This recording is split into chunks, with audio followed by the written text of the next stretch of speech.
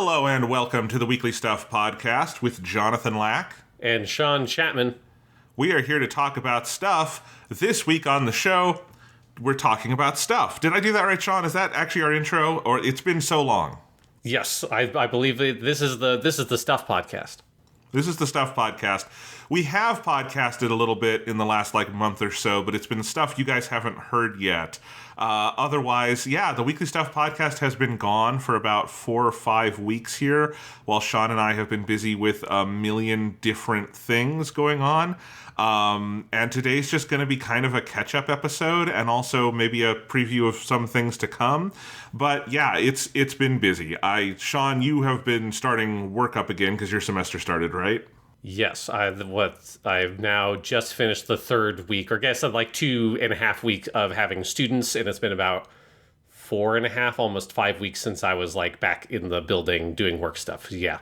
Yeah, and then I had a bunch of stuff happen. I was supposed to get my wisdom teeth out 2 weeks ago, or 3 weeks ago, or something. And so my brother came into town.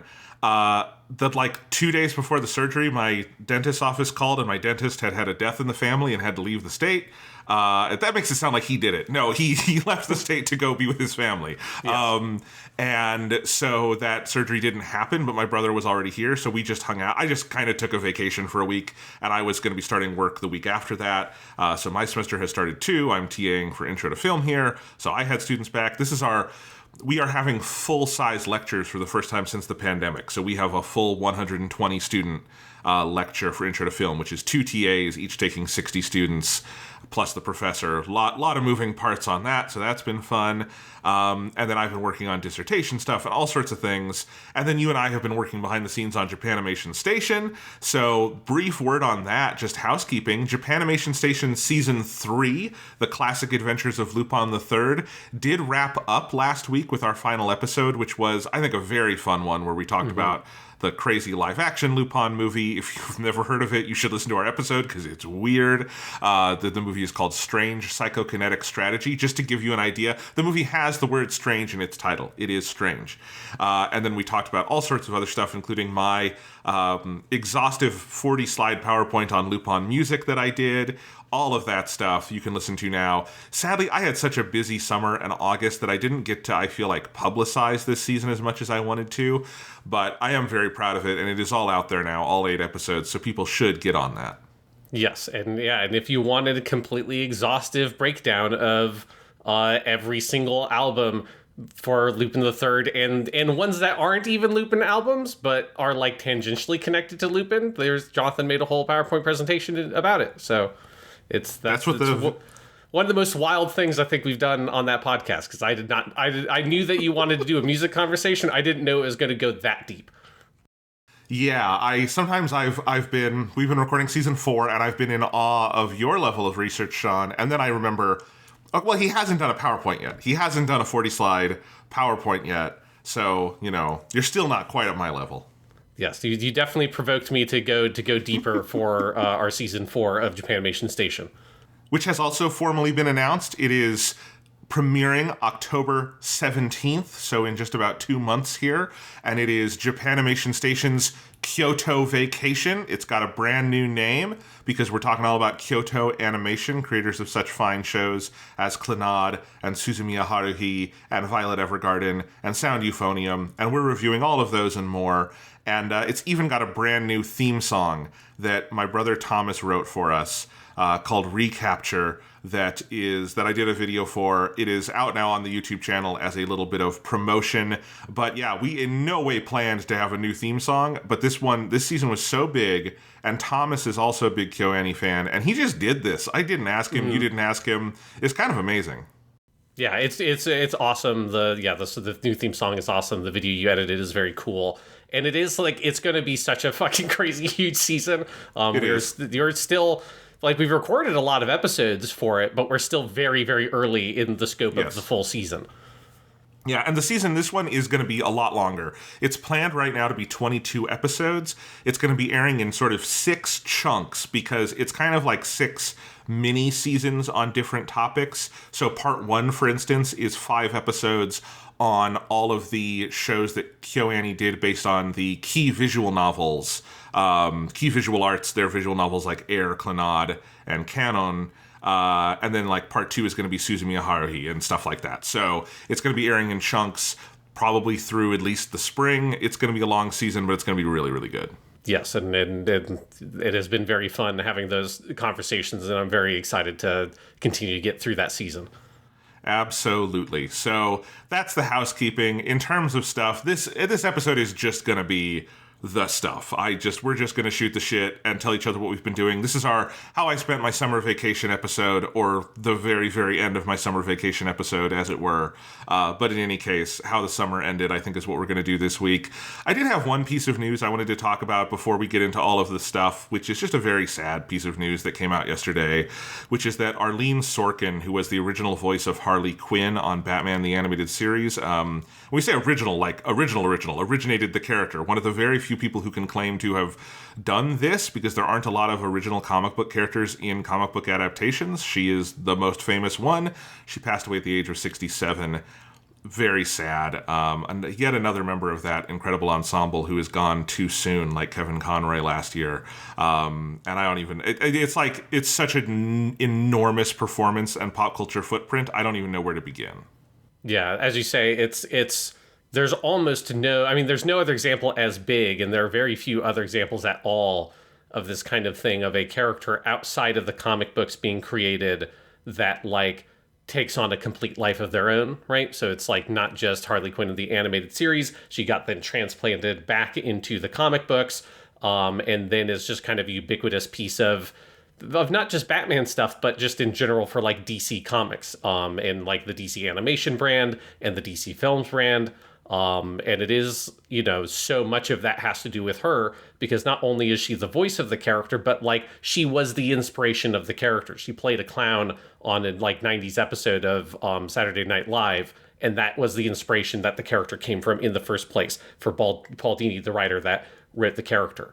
So it is, it's very sad, and it's just a moment to like reflect on how big she had of an influence on modern comic book and comic book related pop culture, because Harley Quinn is like one of the big sensation characters from that world, in a world that like doesn't really produce new characters that hit into the mainstream, and hasn't regularly since like the early 70s, and so it's a big loss. It's a huge loss. And one of our listeners was replying to a tweet I made about this yesterday, and just pointed out, like, she also is such a definitive version of Harley Quinn that, like, we're only now kind of starting to get versions of Harley that aren't just kind of Arleen Sorkin, like, imitations. Like, Kaylee Cuoco on the Harley Quinn show on HBO Max is doing something pretty different. And that makes sense, because that whole show is built around her and, like, a kind of newer take on Harley Quinn. But even, like, Margot Robbie is clearly, like, she's doing the Brooklyn accent. It's a different kind of costuming, but she's doing a lot of those same kind of choices. And it's just... there's not a lot of comic book characters, because of the way they originate, that are that tied with a performer to that degree. Like, even in the popular consciousness, maybe there's like a Robert Downey Jr. for Iron Man, but there's plenty of comic book fans who could tell you 7 other versions of Iron Man they could imagine, right? It's kind of hard. There's not 7 versions of Harley Quinn to imagine. It's Arleen Sorkin. Yes, yeah, as you say, like the voice of the character is so iconic, and the Harley Quinn cartoon is a different take, but that whole cartoon is a completely different sort of beast, right? It is a comedy thing that is sort of meta-referential and stuff like that. So it is R-rated, which Arleen Sorkin's was not. Yes, it was on Saturday morning cartoon. It was not on HBO. Yeah, so it exists in a very different dimension. But anywhere else, when I think it's Tina Strong plays her after Arleen Sorkin left. Tara Strong. Tara Strong. After Arkham Asylum, and so in like the Batman games, it's her, and she's in some of like the DC animated films I know, and obviously she's just doing an Arleen Sorkin impression, because it's like, what else do you do? Like, what they're, it's the voice is so sort of keyed into the character, you can't really venture far away from that. Yeah, and it's a bummer. I saw Mark Hamill tweet about this, obviously, because he worked with her extensively. They often recorded voices together for Batman the Animated Series. And I was just looking through it, so much of that cast is gone. Some of it because there were some like character actors who were older to begin with, like Ephraim Zimbalist, who played Alfred. He died about 10 years ago. The guy who played Gordon died about 10 years ago. You've got Batman and Harley gone. It's a bummer. That show isn't really that old. It started airing around the time we were born, but like, which I guess makes us old. But it is just really tragic because it's such an incredible pool of talent that show had, and it is sad that Mark Hamill is like kind of one of the last major figures from it standing. Mm-hmm. Yeah. But yeah, so rest in peace, Arleen Sorkin. Amazing stuff. But Sean, let's just do the stuff. What have you been up to? A lot. Yeah, like I did, because I can't even remember when. I was trying to think of this morning. I don't remember what the fuck the last thing I talked about on Weekly Stuff, because we've recorded like 4 podcasts since then, but it's all been Japanimation, the station.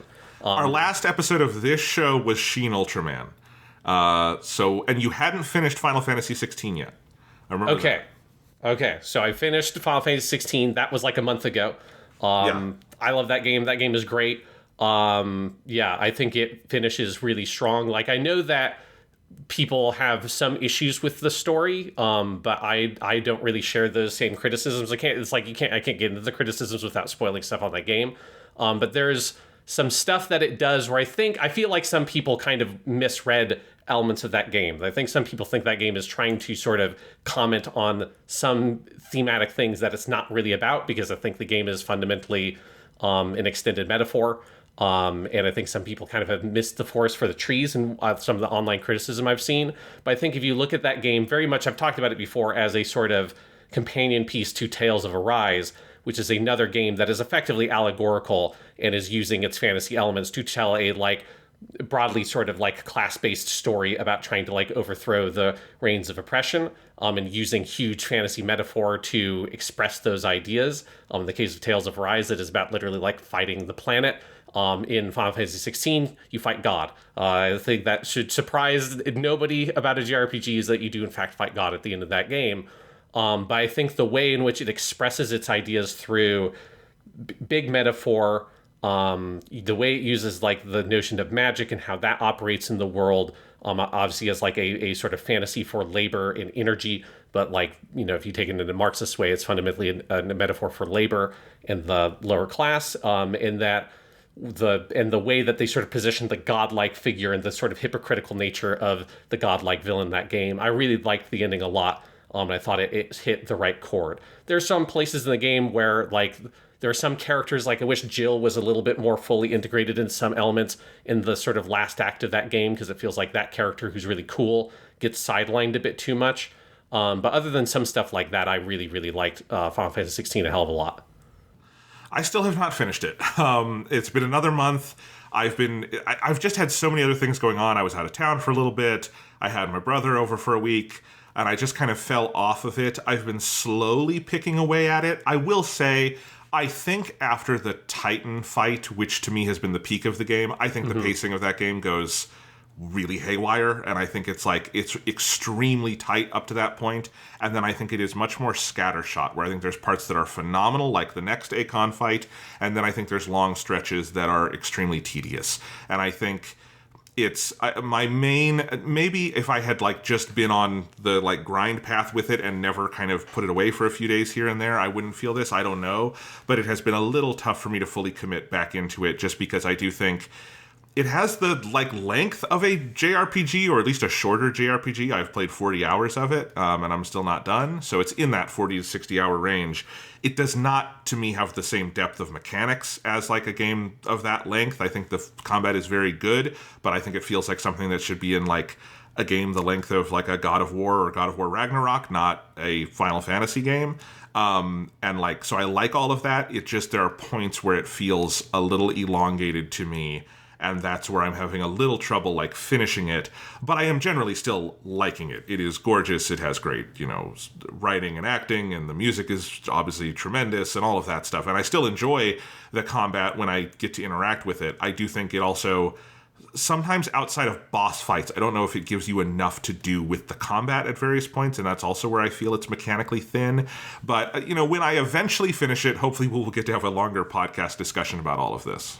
Yeah, I think like the pacing definitely can be a little rough in places. I think like you can feel that that some like elements of this team come from working on an MMO game, because it's got this like, it's got a very set pace where it's like the game can be very cleanly broken up into sections where it's like, okay, I'm walking around the base, I talk to some people, you get the lay of the land of what's going on in the world. You sort of like establish the status quo for this section of the game. You take some side quests and all that. You then move to a new region in the game. You explore it a little bit. You get some side quests in that region. You meet a new group of characters in that specific region. You eventually do that to the point where then it gives you the story sort of builds to a point where you can load into a like long linear section that's like basically an action game level that culminates in a giant boss fight that is like a huge crescendo, and then it resets and you go back to the home base. It's another set of go walk around to the characters. And I do think, I wish the game like broke that pace up a little bit more here and there, but I know like a lot of people had issues with that pace. It didn't really bother me too much. I think I kind of settled into it. But I do think the game could have like benefited from doing some of the things that like a game like Red Dead Redemption 2 did, where Red Dead Redemption 2 hits a point where it like really radically disrupts the fundamental like formulaic structure of the plot of something like that, and it sort of blows a lot of the elements of that game's sort of status quo up. And Final Fantasy XVI never really goes quite that far, and I think it would have benefited from being a little bit more radical in a couple of places. But I think you just kind of feel there's this sort of steady, that MMO, like you gotta have a fundamental floor that the game can stand on, and it feels like they never want to fully disrupt that. I think the game would have benefited from that a little bit. On the combat point, like, I think for me, the thing I really enjoyed about the combat was how free you are to experiment. But if you don't push yourself to experiment, I think the combat can get stale. But like I did have a lot of fun just going and completely, like every time I went to a new major section of the game, I completely changed the way I played. Like I refunded all my skills I used, I swapped out my icons, and tried out completely different stuff, and that kept the combat fresh. But the game never really sort of demands that you do that. It's more kind of on the player to actively seek out, okay, I want to just stop using the Phoenix skills, and I want to use something else and see how that works, because all the different icon skill sets like slot together and have synergy with each other in very different ways. And so there are a huge number of ways you can play the game. It's just there's not really scenarios in the game where it forces you to play one or another in order to clear, because there's no like, this is a character that the lightning skill set just isn't going to work on. That's not a thing, right? So it's like all the different play styles fundamentally can work equally well, broadly speaking, against any kind of enemy. It's just how well can you apply the synergy and the strategies of that set of skills. I agree with that, and that is how I've been playing. Part of it is I also just, again, like you will have, in the kind of like downtime parts, you'll have some whole quest chains that just don't really have any combat, and like maybe you'll see it running around the map. And I just, because that's kind of the only major gameplay element of the game, there's either walking around and hitting X to talk to people or combat, and that's it. That's kind of where I like feel the thinness in a way that I don't think other action games run into, because they're not doing an MMO or JRPG structure around it. And I guess that's some of my issue. I'll admit, it's like a relatively minor issue. I would still recommend the game. And I still want to finish it, and I'm still enjoying it. And I have here, got in from Japan a few weeks ago, the 8-disc Ultimate soundtrack, which I'm very happy to have, because the music in this game is unfucking real. And all of that I love. But it's just like, relatively, I think that's the thing that's been holding me back a little. Yeah, that makes sense. Yeah. I did also, on the side, I have been playing, speaking of Final Fantasy games, since you mentioned Final Fantasy, I did get Theatrhythm Final. I think maybe I did talk about this on an old podcast. I think you talked about this, because I looked up how to pronounce it, I remember. You did, and it's Theatrhythm. It's Theatrhythm. It's Theatrhythm. I'd still been playing that. That game's great. I've been having a lot of fun with. Yeah, in terms of other video games, I haven't been playing a lot of games. I will talk about one other kind of game that you will not expect that I would have been playing.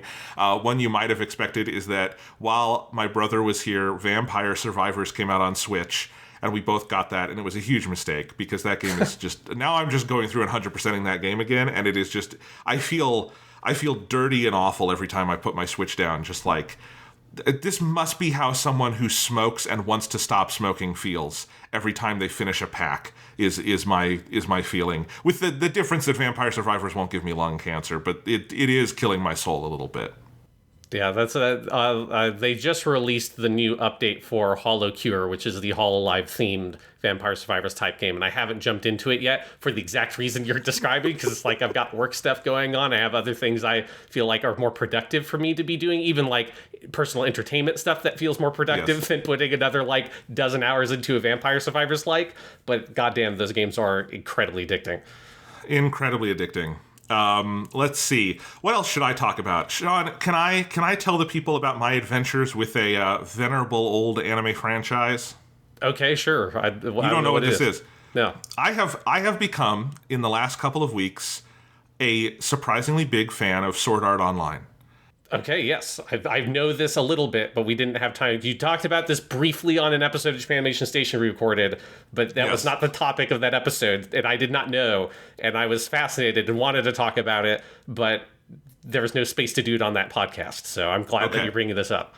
So, and when I say this, surprisingly, I have become mostly a fan of the books. I have not liked much of what I've seen of the anime, which is probably pretty weird as like Western fans of Sword Art Online go, although the novels are all out in English. Like, it is one of those series that has the full spectrum of light novels are out if you want to go read them. But anyway, the reason for this is the chapter I am working on for my dissertation is about the relationship between video games and anime, which is an extremely big subject, and I had always had this outlined as the fourth chapter in my dissertation. And when I finally sat down to start writing it, I realized this is its own book. This is like so broad. There's so many things. Like when I was making the outline of all the things I wanted to talk about, I realized I just wrote another 4-chapter fucking outline for a separate book. I need to focus this. One of the first things I started looking into was I just started doing a little Isekai 101 for myself, because this was going to be one of the topics no matter what. Because if you're talking about video games plus anime, you should talk about the Isekai genre, which is the genre of things about people either going into video game worlds or worlds inspired by video games. And so I got a new Kindle this summer. The last Kindle I bought, the Amazon like e-reader device, was when you and I were in the condo together in Boulder, so it had been like 8 or 9 years.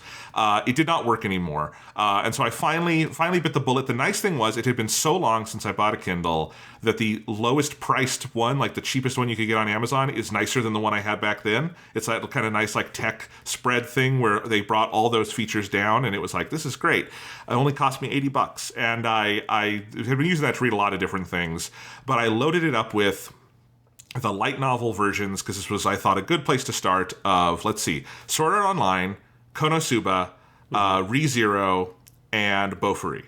Because I'd already seen Bofuri the anime, and I was like, I want to kind of see, these were all ones that had English translations, just to make it easy. I wanted to see kind of how that is written, and then these other ones were like a decent spread. Some of these are ones that I know of because my brother's a giant fan of, and Sword Art Online was the one I was least excited for. I just thought that was going to be the due diligence one, because that's the most famous. If you're going to talk about isekais, it's the most important one to talk about, all of that, right? But I read the first volume of all 4 of those, and I had to keep tearing myself away from other volumes of Sword Art Online, because I wound up really liking those books. I think, like, it's super fascinating, too. I know you've seen the anime. Have you ever read any of Sword Art Online, Sean? No, I haven't. Okay, so people, I would imagine our audience knows the general premise of Sword Art Online, but it is if you die in the game, you die in real life. It's basically, yes.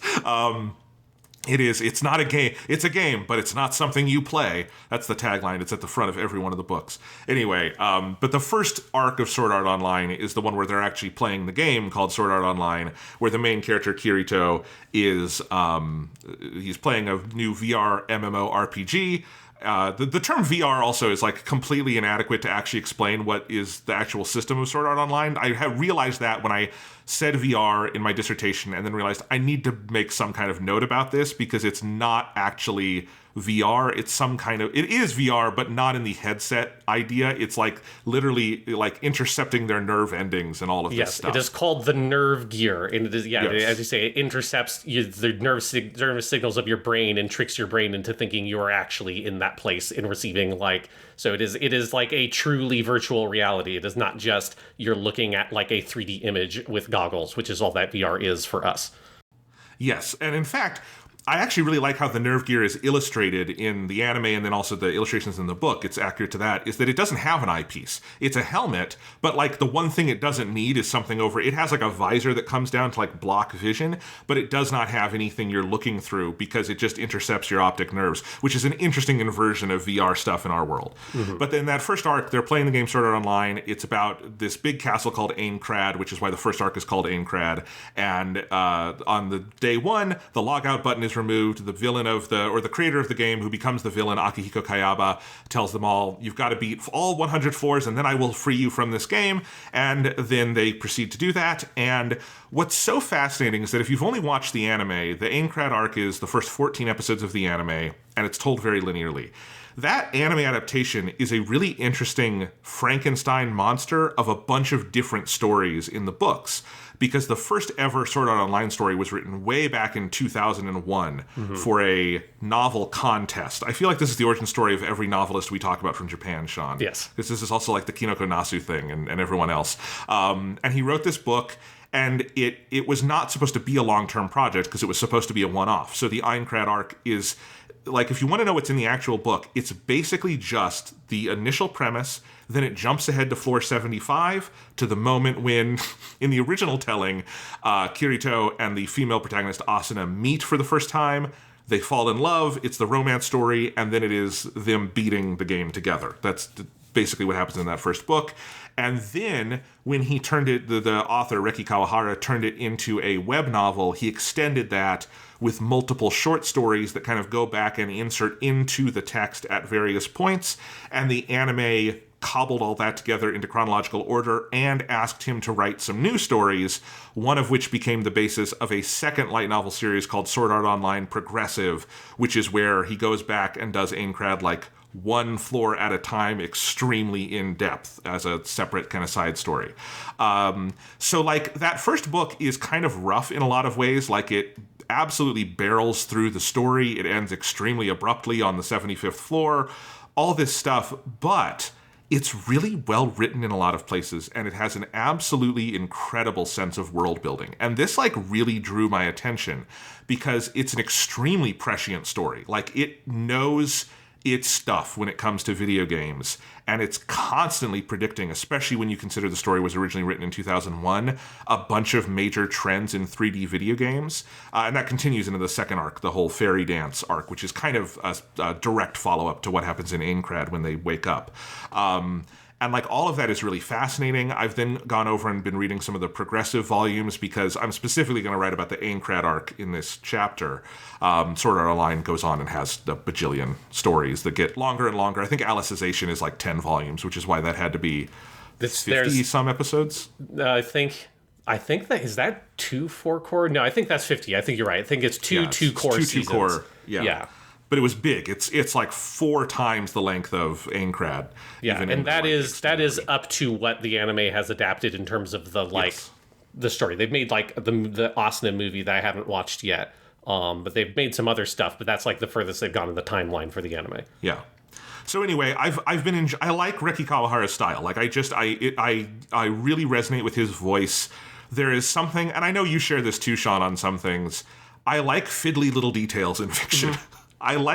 This is why I like the Master and Commander series, the Aubrey Maturin books about the old ships in the Napoleonic era, because, you know, you'll be reading the story and suddenly we're going to stop for 5 pages and explain how you climb the mizzenmast in like really excruciating detail. And I enjoy that. And Sword Art Online absolutely has that kind of excruciating fiddly detail to the degree where I think it would be like absolute boredom city for a lot of people. But I think if you're on the wavelength and you're interested in what Kawahara is doing, which is often like really interesting stuff where he's taking like a genuine gamers' understanding of how video games work as his basis, and then I think asking some pretty interesting fundamental questions. Like, I think the actual Aincrad volumes 1 and 2, the original books in the series, maybe only tap into like 5% of the actual potential of that like setting that he has created, but that still makes it a fascinating little slice of pop culture fiction, because it's a great idea. Like, what if you were stuck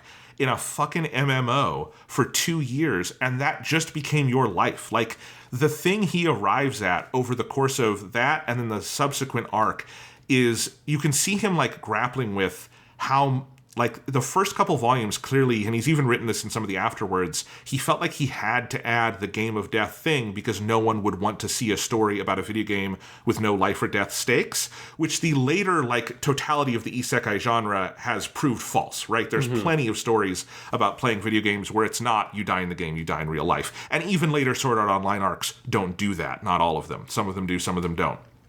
And, like, you see him coming to this realization of, like, well, if you just spend enough time in this other virtual world, it is a version of reality in and of itself. Like, you see him over the course of those first couple books come to what will be, I think, the overarching thesis of the isekai genre of the 21st century, which is that virtual worlds are real worlds to some meaningful extent. And that is, I think, true in a show as silly and lightweight as Bofuri, and a show as, like, heavy and full of death as ReZero, or whatever ones you want to name, right? That is the overarching thesis. And I think it's a really interesting thing these stories are doing that Sword Art Online, as kind of the progenitor of most of these, is kind of arriving at in real time, and that's what has fascinated to me about reading it. I didn't really gel with the anime. I watched the first season. I thought it was fine. I think it doesn't have most of the fiddly little details that I love.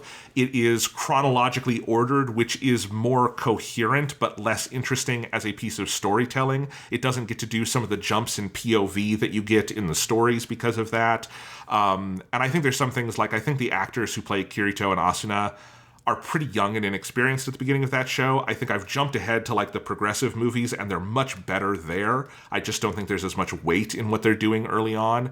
My main thing I like the show for is it is a Yuki Kajiura delivery vehicle because she does the music and it's incredible. It's Yuki Kajiura music. It's like the show opens with the like a gong going da, and you're like, oh yeah, this sounds like a Kalafina song. This is great. And all the vocalists are from other Yuki Kajiura projects like Lisa and stuff like that, and it's great.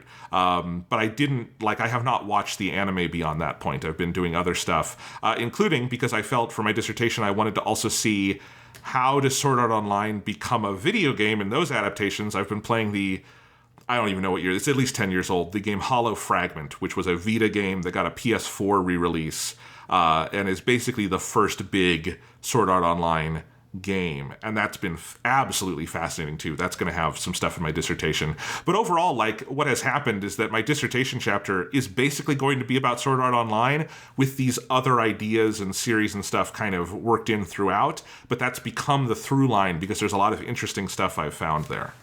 Yeah, that's interesting. Yeah, because like I think what you're saying there about the like about it's like the world building side of it, to me that is so much like fundamentally what at least this kind of isekai. I mean, isekai is a hard genre to talk about at this point because there's so many different kinds. It's really not even a genre anymore. it's like right. 5 genres or more. But that sort of thread, or the broad thread that Sword Art Online exists in, I think like the thing that's most interesting about it is it's the sekai part. It's the world. It's like it's a vehicle with which you get to sort of imagine some sort of fantasy world that is usually a kind of Frankenstein's monster of dozens of different influences from fantasy and video games, and just sort of like get to describe it and just get to play in that world. And I do think that you're right. The Sword Art Online anime, partially because it's like an early one of these adapted into anime, doesn't structure itself like that. There are other ones that are more like that. There's like the slime one. I was reincarnated as a slime, or whatever the fuck the title is. I could never remember the exact title of those kinds of things. I got reincarnated as a slime is yes, what it is. Tensura, as you would just call it in Japanese, because even Japanese people don't remember the full titles of this. They just abbreviate it. But that's where Bofuri and Konosuba, those titles come from. Exactly. Like that show is just almost entirely about let's like come up with all these like different rules for how this world that isn't literally a video game but basically works on video game logic works, and just kind of like set this character loose who just exploits those systems and becomes incredibly powerful but creates like a community of monsters and all this shit. But it's about sort of, oh, here's this nation and this is how this nation works and this is how it interacts with this nation, this is how magic works, this is how this group of people interprets magic, and it's just about sort of a world building exercise. And then you sort of, the core of it has a bunch of sort of very tropey anime shit that sort of pushes the plot forward, but the plot is not the point. The point is engaging in the world building and enjoying the world building. That to me is like so much what that kind of side of the genre can be good about. And yeah, like the Sword Art Online anime, particularly season 1, doesn't always get into that. You also, for me, I have the problem with season 1, which is that like the Aincrad stuff is not like the greatest anime in the world, but is like pretty good. And then I think the Elf World one that follows it, I think is like a terrible part of that story. There's like a little bit of interesting stuff in the transition point, but as soon as it gets into Kirito is in that other virtual world and is doing that shit, I think that is like incredibly tedious. And then it also has the like weird pseudo incest subplot with the sister who's not the sister because of course she's not actually a sister, but it's a whole thing. It's a whole thing. I will say I found there are parts of that arc in the books I liked very, very much. There are like 2 giant asterisks on that arc, which is the sister stuff is weird. The character is great other than the she's in love with her cousin thing. Now, to be clear, there are some differences in like cultural like lines on incest there, but it's still weird. It still pushes it. It's still like even within the world of anime, it is pushing that line. Yeah. To be clear, it is resolved by the end. I don't know where it goes, I guess, after that point. In the books, at least, she, like, comes to a peace with it, I guess, by the end. Because she also sees him with Asuna, who is effectively his wife. But anyway, so there's that asterisk, and there's the asterisk that Asuna is literally trapped in a bird cage for most of that arc, which is not great, because Asuna's whole thing is that she's, like, the most powerful person in this world. So a little damsel in distressy there. She gets to do some cool stuff in it. But I will say, I liked that arc for all of its fiddly little world building in the books, and I watched season 1 of the anime. I tapped out about halfway through the Alfheim Online stuff. It just was like, this is kind of like what I didn't like in the books, or like in the anime, and not all the stuff I did appreciate here. Because also, I will say, I think the anime Kirito is just a way less interesting character. He's not like super dynamic in the books, but the books are like most light novels, first-person stories, where he does not need to be the most interesting character because you are inside his head and he is something of a like vessel for the reader, but also seeing his thoughts and attitudes on things, he comes across as a pretty down-to-earth, realistic person you just feel like is kind of there and has a sort of solidity to him. And I think in the anime he more comes across as a very sort of bland stock character, and I think that's a problem of adaptation from what I have seen so far. Well, he's like very literally a self-insert character, right? Like that's, I mean, and he comes from that tradition of that kind of web novel world where that's more forgivable in literature, because as you say, you're literally in that instance, you're looking through the character's eyes, you're in that character's head. It is a first-person narration, whereas once that character is externalized in the anime, it becomes more obvious how much of a self-insert kind of character, like author character he is. And I think the anime gets way better once you're out of that second half of season. Like, I think if the Kirito stuff is fine in the first half of season 1 because he is still developing, at least in the early parts, because he is like, because he has to be introduced to the world and all that kind of stuff. Once he becomes like, I'm dual wielder, super badass dude with the black coat and all that, it gets very, as you'd say in Japanese, chunibyo. It gets very like, I'm a cool middle schooler who thinks I'm so cool because I can dual wield swords. It definitely goes into that place a little bit too much. But once you get into the season 2 area, that's where the show sort of like picks up on, well, you can't have Kirito just be the main character in the plot anymore because he's too powerful and because it's like a bit embarrassing. So they invent there's a new character that is actually the focal character of every subsequent arc, like Shinon, who's also voiced by Miki Swashiro in the Gun Gale Online stuff. So of course it is? Okay, yes. I didn't know that about Shinon. Okay, that's cool. Here's the other thing about the Alfheim Online arc, which is called Fairy Dance is the name of the arc. The thing in the books is it's mostly from Suguha's perspective. It is mostly told from the sister's perspective, and it is her as Lifa in the game, not knowing she's playing with her brother, having this perspective on this weird dude who drops into her game she's been playing for a year and is like he has crazy powers. And she's like trying to understand that. That's an awesome story and perspective to have. And because it's mostly not from Kirito's perspective, it's interesting. The anime completely loses that because it just can't. Maybe there would have been a way to recreate that, but they don't really get that like particular dynamic where Suguha is like truly the actual like point of view character of that arc in the books. That makes way more sense. I feel like the anime should have like separated those out, like made those effectively different seasons or something. It's one of the things that like when Sword Art Online was coming out, you could tell like people were really into it early on, and then you could tell when people turned on that show, like the people who turned on it. The show is still incredibly popular, but there was like a group of people who were into it and turned on it, and it was exactly where the Aincrad arc wraps up.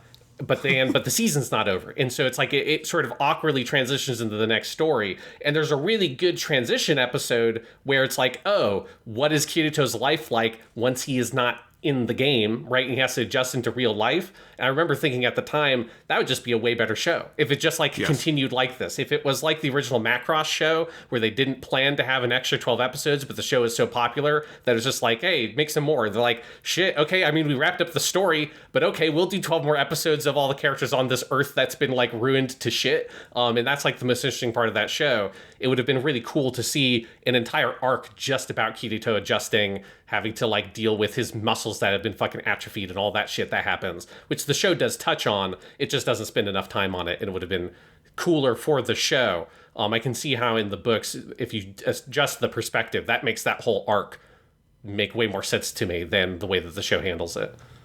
Yeah, because the way the books work is you will often get other point of view characters. Kirito is the only one who's written in first person, but you'll have third person like limited of Suguha, where it's, you know, using she, her pronouns, but it is her point of view. And they do that pretty frequently. Honestly, my favorite volume of the books I've read is just volume 2 of Sword Art Online, which is just a set of short stories from the life of the Aincrad arc that the anime then goes and puts in their chronological places, but they're all told from other people's points of view, like the girl who is the blacksmith who helps him out, or the girl who has the little dragon that he helps revive, or Asuna, you get her point of view for the first time in that story. That's where the whole thing about the like AI girl they meet, Yui, comes from. That's a story from that volume.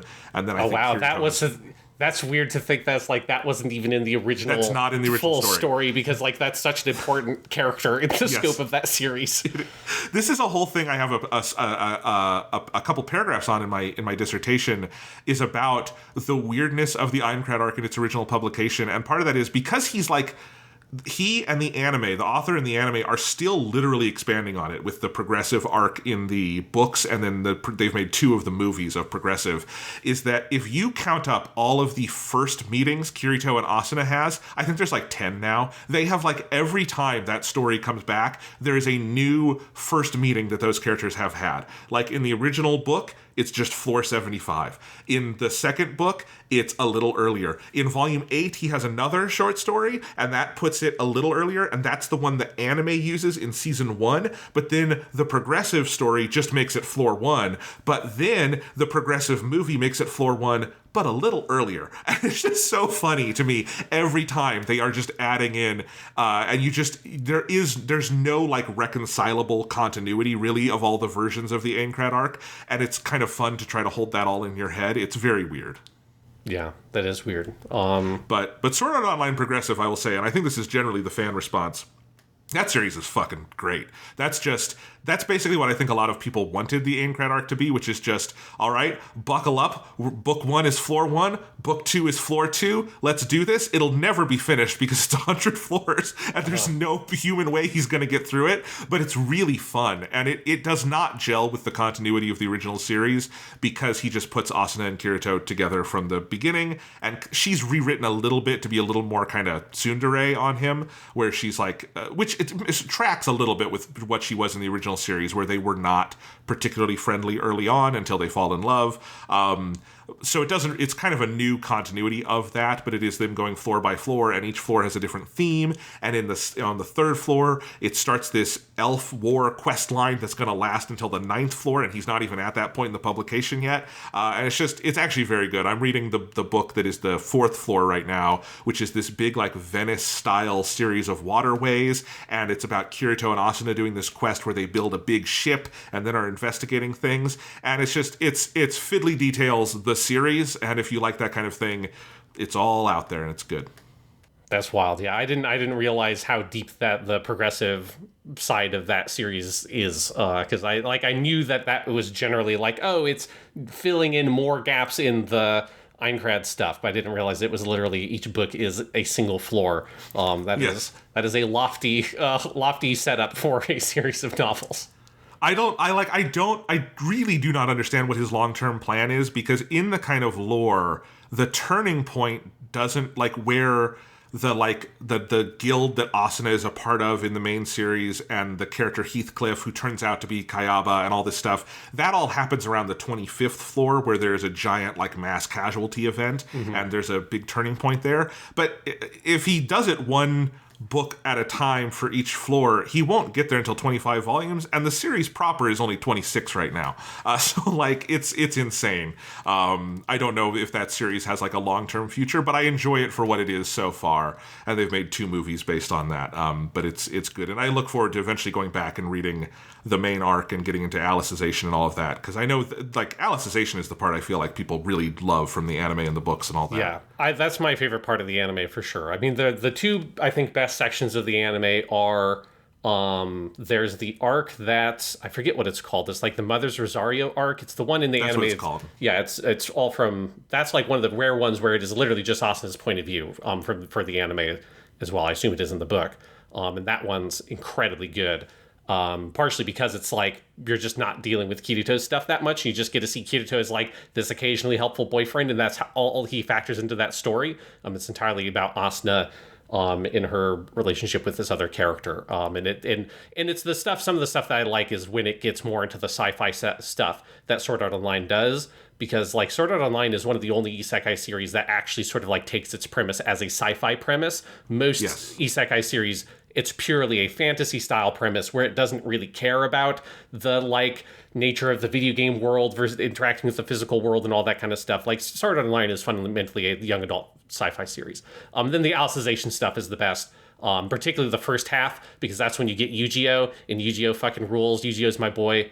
I love Yu-Gi-Oh! He's really good.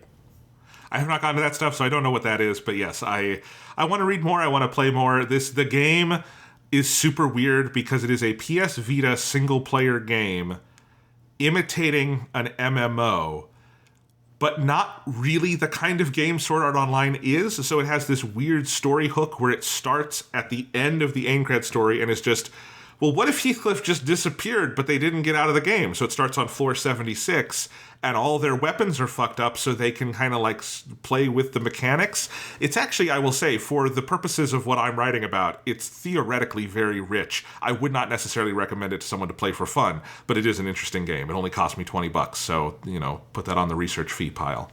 And goddamn, I'm looking at the Sword Art Online Wikipedia page, and there are a lot of Sword Art Online video games. Most of those are like weird. One a year. Most of those are weird mobile spin-offs. There's a main series of 4 or 5 console games that are their own sub-continuity that starts from that deviation point and goes through all the games. Like there's Alfheim Online, there's Gun Gale Online, but it's a different story within those than what is in the series proper. It's a whole weird thing. Yeah, that's, Sword Art Online, it is very popular. It's got a lot of shit. It's theoretically rich. I'm enjoying it. So yeah, I am now a Sword Art Online fan. In a kind of weird way. I will probably maybe I'll just jump ahead and pick up the anime at season 2 with the Gun Gale Online stuff, because I know people like that. That's popular enough that has its own spin-off that Reki Kawahara doesn't write, that has become its own anime that I think is getting a second season. It is getting a second season. Yeah. Yes, it is. Yeah. It is wild. And then if you watch season 2 of Sword Art Online, you can watch like the 2 most tedious episodes of anime I've ever seen in my life, which is in order to stretch it out to 24 episodes, they just sort of wrote, I'm looking at now, I think it's episodes like 15 and 16, or maybe it's 16, 17. But they just write these 2 episodes, and it's just purely a little filler arc that it's just like, it's just them doing a video game quest and there's nothing more to it. It's just all the characters and they just do a random video game quest. And it's the most tedious thing you have seen this side of like the Garlic Jr. saga. And it's terrible. So when you get to those, you can fucking skip them. It's really bad. Okay, that's where they're going back to Alfheim Online to get Excalibur, right? Yes. That is a story in the books, although I think it's more of like a what-if story. I haven't gotten to that volume, but it's one of the short stories he wrote for some other publication that then got collected in Volume 8 of the books, which every so often there's a book that collects all the different little mini novellas he's written in different places, and that is one of them. So I did not know they put that in the series. Yeah, I'm shocked that even has any connection to the books at all, just because, like, if you watch it, it is the most stinks of filler thing you have ever seen in your fucking life. It's so bad. You know, they can't all be winners. Reki Kawahara, like a lot of these light novelists, writes an obscene amount. He has Sword Art Online, he has Sword Art Online Progressive, he has Accel World, or Excel World. I guess it would be Excel World because it's acceleration. And then he has a new one that he started recently. Sword Art Online is still going. The reason there hasn't been more of the TV anime is because he's in an arc that is about the length of Alicization. It's just not done yet, so they haven't started the anime up again. But when they do, it's going to have to be another 50 episodes because it's enormous. He writes a lot. Yeah, it's crazy. It's a whole crazy world. Yep. And then quick hits on the other isekai stuff. I really liked what I read of ReZero, just haven't gotten back to it yet. Konosuba is funny as shit, and I did watch the first season with my brother while he was here, and that show fucking slaps. It's so funny. Megumin is our queen, our exploding queen, and we all love Bofuri. I don't need to talk more about that. Bofuri rocks. I think it's less interesting in book form. Part of that, one thing I did notice with the translations, part of why I enjoy Sword Art Online is it just has far and away the best English translation of anything I read. I do, though, think that Konosuba and Bofuri specifically are harder because they are comedies. And comedies are just harder to do in translation. The ReZero one was fine. I found the translation slightly confusing in places where I could tell, like, oh, this is where the Japanese thing of there's some vagueness on who is talking at different points because of and it wasn't translated great, and that's why in English it came out as confusing. I'm sure if you read it long term, it's fine, but yeah, that also, of course, as an anime adaptation, you could just watch, but yeah. I'm curious, at what point in ReZero did you get to in the story? Just the basic first arc, which is the setting things up, and then he goes and becomes the butler at the mansion, and that's where it kind of left off. So it's very early. I think in the anime that's the first 3 episodes, and that's all I watched there too. I will read again. My plan was to do more of it. I just kind of got obsessed with Sword Art Online, and that is the one that I'm going to be writing about more. So that's where I've been kind of putting my efforts. Yes. Well, the one thing I did do in the past 3 weeks that is vaguely connected to this is I did watch the spin-off anime of Konosuba that's adapting the Megumin focused sort of prequel. And that is incredibly good. So people should. That's like Kono Bakuen O.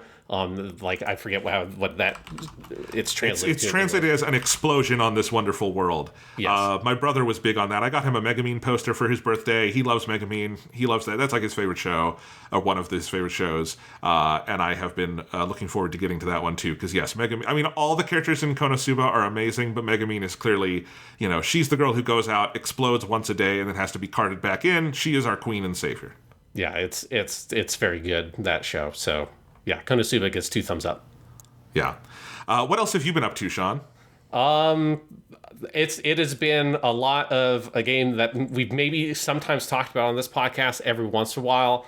A game that, according to my PS5, I've played over 1,000 hours of at this point. I finally peaked it. Jesus. Genshin Impact, I think 2 weeks ago at this point, got its 4.0 update. So we are now in... the wonderful world of Fontaine, which is fake France, and it's really fucking good. I don't know if people have heard this before, but Genshin Impact, it's a very good game.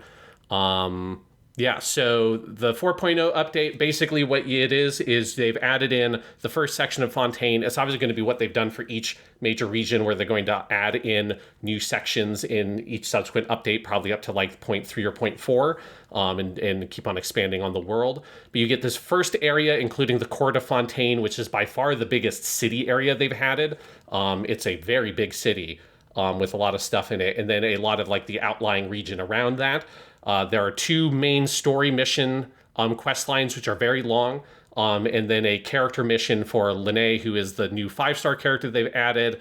And then there is just a whole huge host of different like mechanical additions and stuff. So like starting with some of the mechanical stuff, it is Fontaine is the water region. So this is something that they've sort of been teasing for a while, but they have added in a whole underwater exploration mechanic. It's only in Fontaine, so they haven't like done something crazy and gone back and like added underwater areas in the earlier sections of the game. But like about half, if maybe not a little bit more than half of the explorable region they've added is underwater. And so they've added a whole like set of mechanics to make that make sense, including like how you do combat underwater is you get these kind of like power-ups that you can absorb by different underwater creatures that give you different skills, like an underwater sort of like slashing blade you can shoot out. There's a counter type like move you get from like a hermit crab. That's kind of like you create a shell and then you shoot it out. And then there's a sonar based one you get from like a little whale thingy. But it's really interesting the way the underwater stuff works because you have, full 360 degree movement. And one thing they've done that I really like is that you're quite fast underwater. So it feels incredibly good. Like as soon as you dive underwater, you can feel how much faster your character moves, and it just kind of like changes the whole way you engage with exploration. And they tend to mix the underwater stuff with like underwater caverns and stuff. So you're kind of coming out of the water, exploring a little region on land, going back into the water and navigating that way. So that is a huge new feature to the game. There's then all the new Fontaine characters have another sort of like there's a 2 additional sort of like mini elements or something, I guess you could call them. There's basically like a light and dark element that are used for mostly puzzles. And Fontaine characters have them kind of on top of their existing skills. So like Lene, who's the new Pyro 5-star, he's a bow character, and if you do his charged shot, it will also like do this additional hit of damage that does this sort of light damage that on certain objects in the world for puzzles will help you solve puzzles, and for Fontaine specific enemies it will neutralize their attacks, and then for some of them they're like dark aligned. So you have 2 new characters, Lene and Lynette. One of them has light, one of them has dark. That is obviously a thing that will continue for new Fontaine characters. So that is another new big mechanical thing. So they've added a whole huge host of different mechanical stuff that most of it is more specifically in Fontaine. You're not getting like Dendro, here is something that is going to affect every piece of content.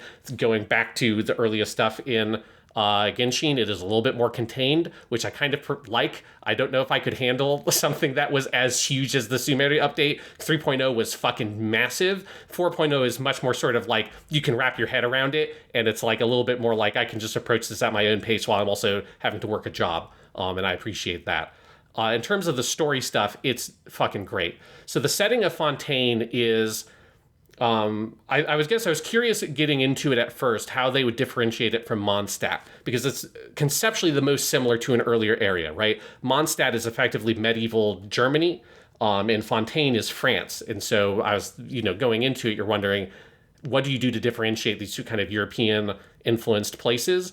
But the big difference is Fontaine's influences are much later in history. So it's much more sort of like this late 18th century, early 19th century kind of revolutionary France era thing they're pulling from. Fontaine is the country of justice. And so there's a lot of like the whole society operates around this sort of kangaroo court called the Opera House, which is both where they do theater and it is also where they hold trials. And their trials are very theatrical.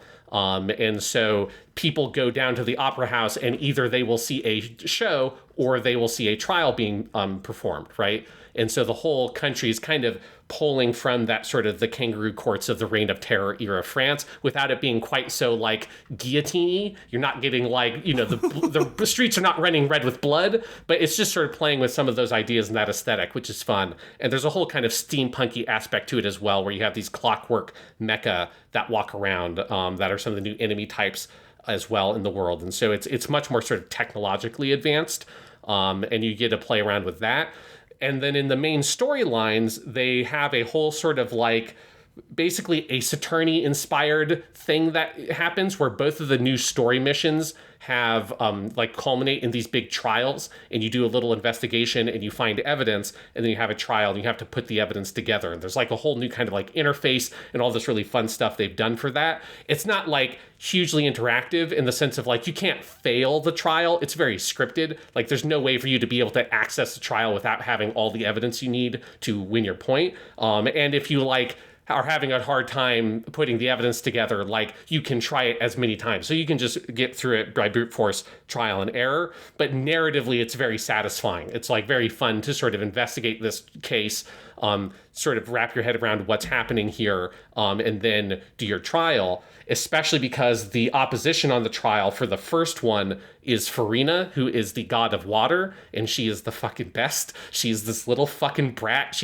Looks like she's like 14 or 15 years old. She's one of the younger gods, kind of like Nahida. She's from, I think, post the Cataclysm. She's less than like 500 years old, which is young compared to like Zhongli, who's like 10,000 years old or some shit. But she's just like... She clearly is not the person who really holds the reign of powers in Fontaine. There's a different character called Nouvelette who does that, who he's like the chief justice or whatever. And so I think he might actually be even older than Farina. We don't really know what his whole deal is yet. But she just sort of like runs around and she has a fun time and all the people like her. And she just is the one who likes to go and like put on a big performance at the opera house. And so you get to do a trial with her against her. And it's very, very fucking fun. Lene and Lynette, who are the two new characters they've added that are also a big part of the story, are very fun. They're these two magicians. And so in the first mission that happens, you kind of make friends with them. You get introduced to the world of Fontaine. You go with them to the opera house where they're going to perform a magic show. And during the magic show, an accident happens that causes one of the assistants to be crushed by a giant tank of water for like a Houdini like escape thing. And then Lene is accused of it not being an accident, it being murder. So you have to investigate it. And that's the starting point. That's very fun. And then the second set of quests, you have a character called Navia, who you can't play as yet, but she's cool. She's voiced by Toyosaki Aki, who is Union in Konosuba, and the main character in K-On! As well, who, Jonathan, you will get to know very well in the future. And that character is fantastic. She's like the boss of this sort of like underground organization that sort of opposes the sort of very clinical and farcical justice of Fontaine and is like working for the people. And her dad got wrapped up in this whole drug thing of like, there's this drug that people are using that only works on Fontaine people. And there's all this kind of fantasy stuff happening there. And her dad was framed for a murder, and he was killed in a duel, because if you don't want to hold trial in Fontaine, there's a whole class of professional duelists. So if you don't want to hold the trial, well, then you can fight for your honor in the dueling ring against a professional duelist, and he does that and he gets killed. And you have to you find some new evidence that sort of shines a new light on that case, and you go and you kind of open up this cold case and help her investigate what happened with her dad. And that is also an incredibly cool story. But yeah, just top to bottom, Genshin Impact kicks so much ass. And this update has just sort of, as with each big full version update, like just injects a whole host of new like kind of life into the game at every aspect, in terms of the characters, in terms of the mechanics, in terms of this like story, the world. It is incredibly good, and I've had a fantastic time playing it. And the voice cast, top to bottom, is fucking ridiculously stacked. Lene is voiced by Shima no Hiro, people know as Zenitsu in Kimetsu no Yaiba. Farina is voiced by Minase Inori, who's in a lot of stuff. She's in like the quintessential quintuplets. And she's just in like kind of every modern anime she plays. Usually like if there's a bunch of like girls in it, she's going to be like one of the main girls. And then Nouvelette is voiced by our boy Kamiya Hiroshi, one of the best voice actors of the modern period, and his performance. Oh, he's finally in Genshin. Yes. Wow, that's awesome. His performance is fascinating because the character is very sort of flat and emotionless, because he's this like weird, he's the Chief Justice, and he is this like ancient guy who's been around for seemingly hundreds of years. And like you kind of don't fully, like they've sort of implied what his deal is. Like I think you get a sense of, I won't spoil it, but of like what his true like identity is.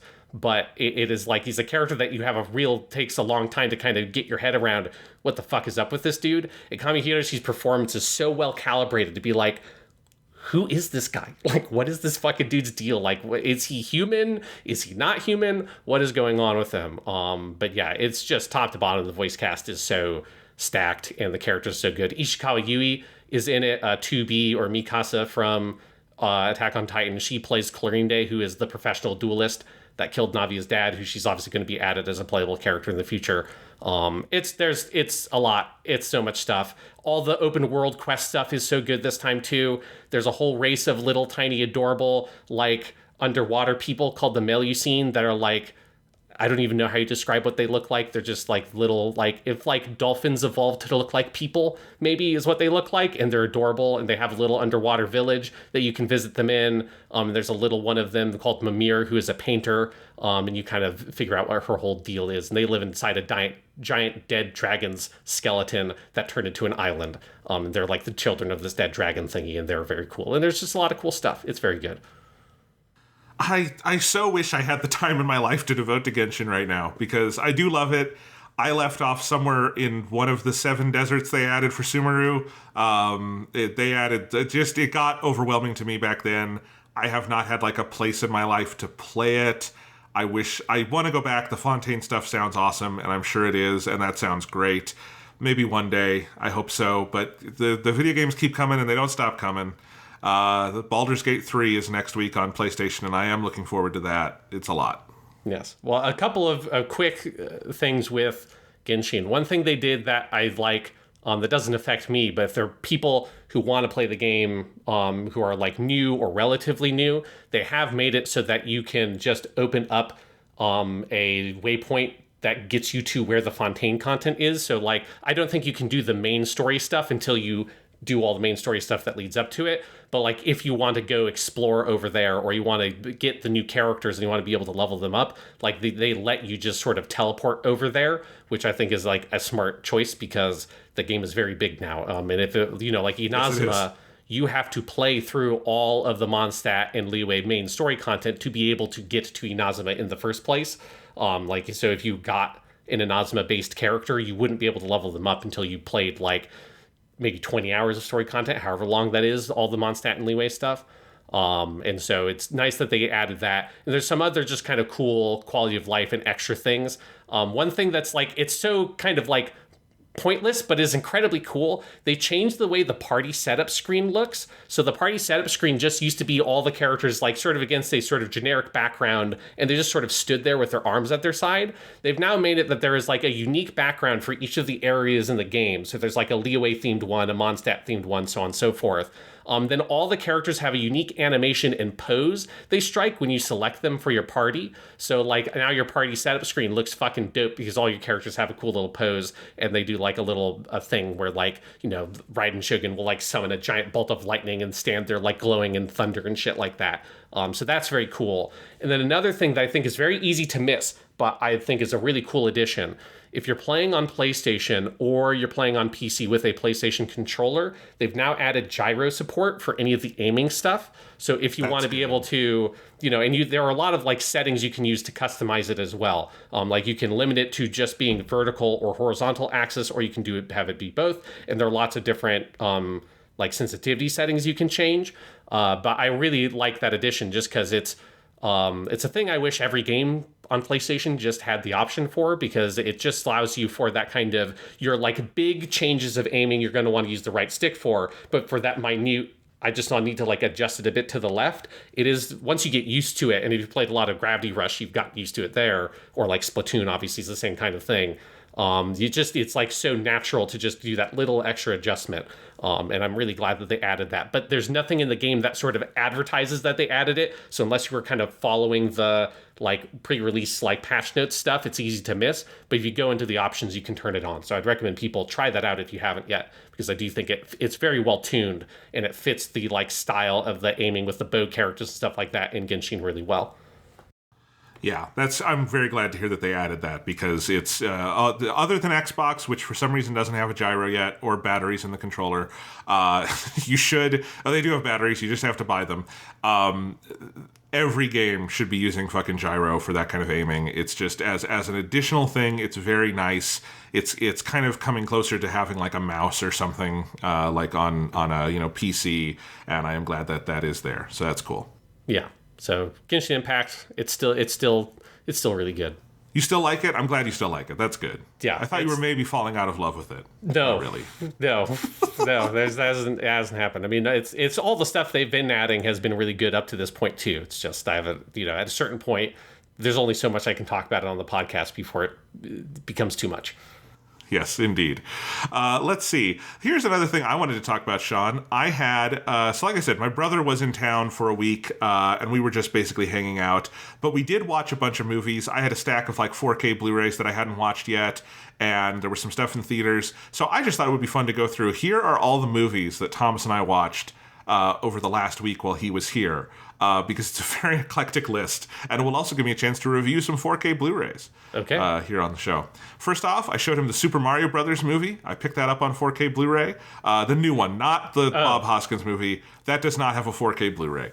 Probably for the best, to be frank. But the new one, the animated movie does. It's a gorgeous fucking Blu-ray. That movie looks really good, and that 4K disc is great. The HDR looks wonderful. I didn't realize how much, like, artificial film grain that movie has in theaters, but it is very clear on the 4K disc. Kind of a weird choice considering this is a movie based on a video game where film grain is not a thing, but it looks good. It's like got texture to it, and it looks very nice, and it's fun. Some of the fun of that movie is like they really did model every little thread on Mario's cap, and it's cool to see all of that in 4K. But that movie is fun. My brother liked that too, and he was very skeptical of it. But other than the stupid needle drops that shouldn't be in that movie, I like that movie. It's a fun movie. We didn't talk about Charles Martinet. He's not. He's graduating from. Oh my Mario. gosh! His last Mario thing is him playing Mario's dad in the Super Mario Brothers movie. Time out. Back to the news. News part 2, Sean. Yes, I forgot to put this on the outline.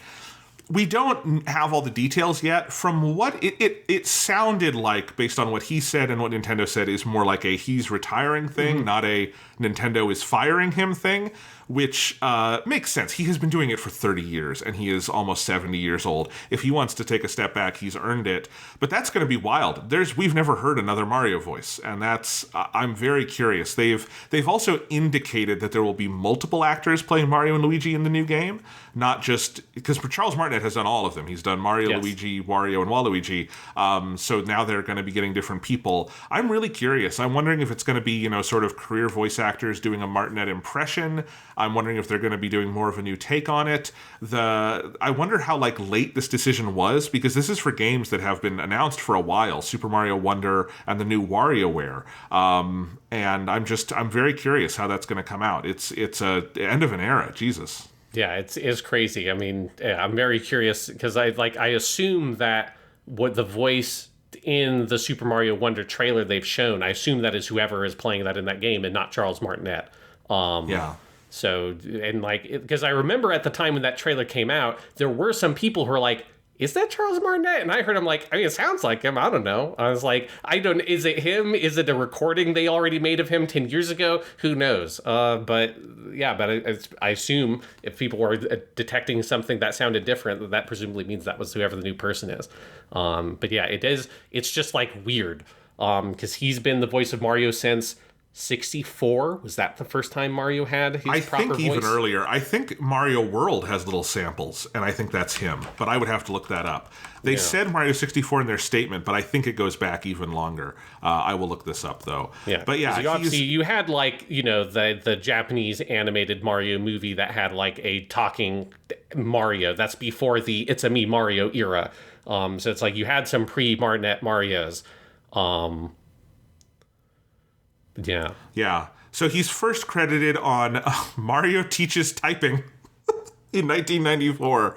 So, okay, Mario 64 is the first real game he was Mario in. But I gotta read, Sean, here's on his Wikipedia page. Martinet earned the job as Mario's voice at Nintendo when one day in 1990 he was on the beach and received a call from a friend who told him that there was going to be an audition at a trade show in which auditioneers talked to people as a plumber. He went to the audition at the last minute as the casting directors were already putting away their equipment. Martinet walked in and asked, "Can I please read for this?" The directors let him audition and told him, "You're an Italian plumber from Brooklyn." At first, Martinet planned to talk like a stereotypical Italian with a deep, raspy voice. He then thought to himself that it would be too harsh for children to hear, so he made it more soft-hearted and friendly, resulting in what Mario's voice is today. Martinet has also stated that he kept on talking with his Mario voice until the audition tape ran out. He says that Gremio from William Shakespeare's The Taming of the Shrew was an inspiration for his portrayal of Mario. And apparently he started working with Nintendo in 1991 doing trade shows and then started doing the video games later on. And actually his first thing was the 1992 pinball arcade machine of Super Mario Bros., which is interesting. Crazy. Yeah, I didn't...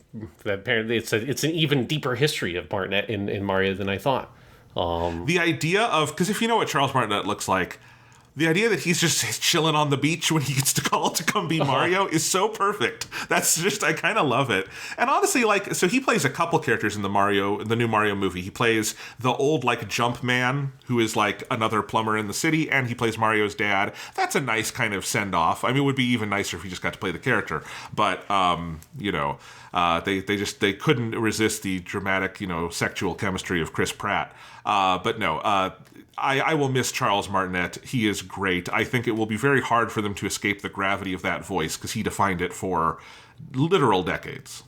Yeah, it is, although kind of disturbing when you're on his Wikipedia page, you go to scroll down to the video game section of the credits, and then once you get to about, like, 2003 or so, and you just keep on scrolling, and it's just Mario, Luigi, Waluigi, Mario, Mario, Luigi, Baby Mario, Baby Luigi, Wario, Waluigi, Mario, Luigi, Waluigi, Mario, Mario, Luigi, Wario, Waluigi, Mario, Luigi. It's just like... that guy needs a break. That guy needs to take a little break. And then eventually you get down to Skyrim, and he's the dragon in Skyrim. I forgot about that. He's so good in that. And then it's Mario, Luigi, Wario, Waluigi, Mario, Luigi, Wario, Metal Wario, Mario, Luigi, Wario, Waluigi. It's oh my god.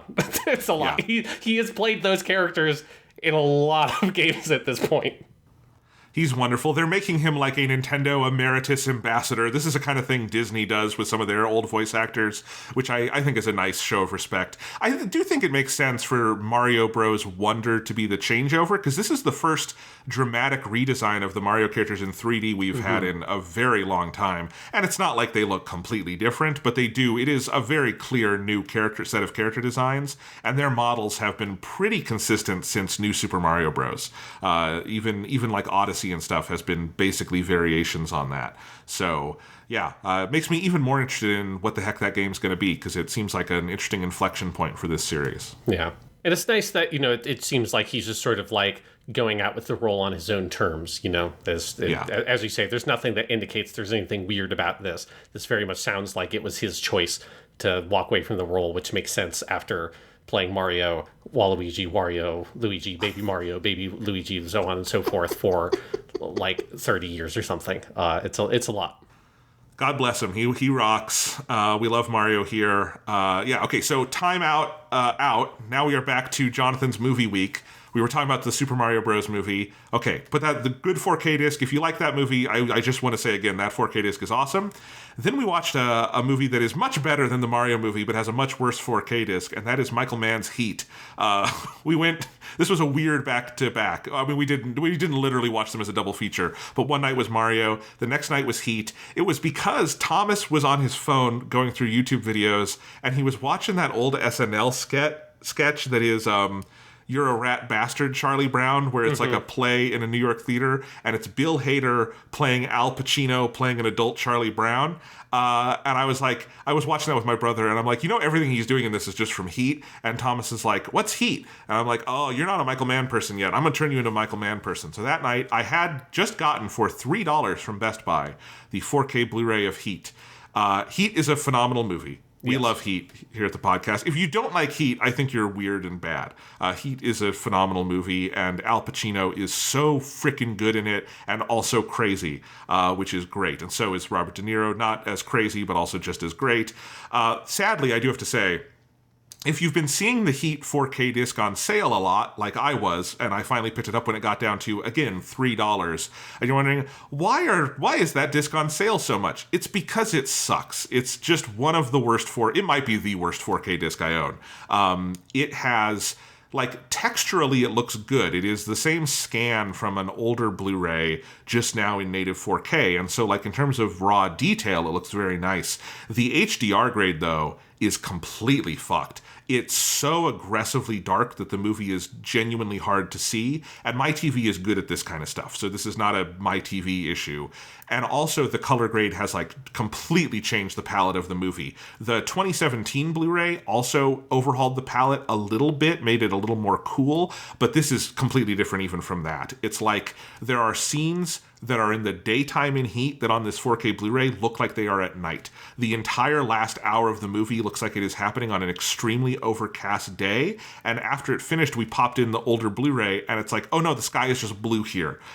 It's like completely different from even whatever older version of the movie you've seen. You can go back and look at like scans of the trailer online. It's just, all of it is completely wrong. There's, the famous scene where Al Pacino and Robert De Niro are at the diner together. Pacino's face looks like gray, like stone. It's just completely off. And I kind of felt bad that this was the way Thomas saw the movie for the first time, because it really sucks, and it's too bad. It does have the same old Blu-ray in the package, so if you have the 4K version of Heat, you're fine. You can just watch the included Blu-ray. That version is fine. But if you already have that Blu-ray, do not buy the 4K version. It's garbage.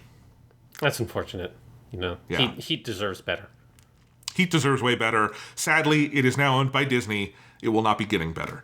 That is the last home video release Heat will get, and that is a bummer. The words Disney owns Heat is like so incredibly depressing. Like it's a Fox movie.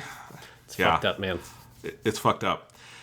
The next night, I wanted, again, I'm trying to turn my brother into a Michael Mann fan, so we watched Collateral, the 2004 movie with Tom Cruise and Jamie Foxx. One of my favorite movies ever. Visually, maybe in like my all-time Inner Circle top 10 of cinematography in movies, because the early digital cinematography on Collateral of LA at night is just fucking pure crack. I love it so much. And that 4K Blu-ray is perfect. Now, you have to understand, Collateral is a movie shot on like a mix of 35 millimeter and old like DV, like early digital cameras, kind of like the stuff like the Star Wars prequels were shot on. And it's all at night, and there's intentionally a lot of noise in the image.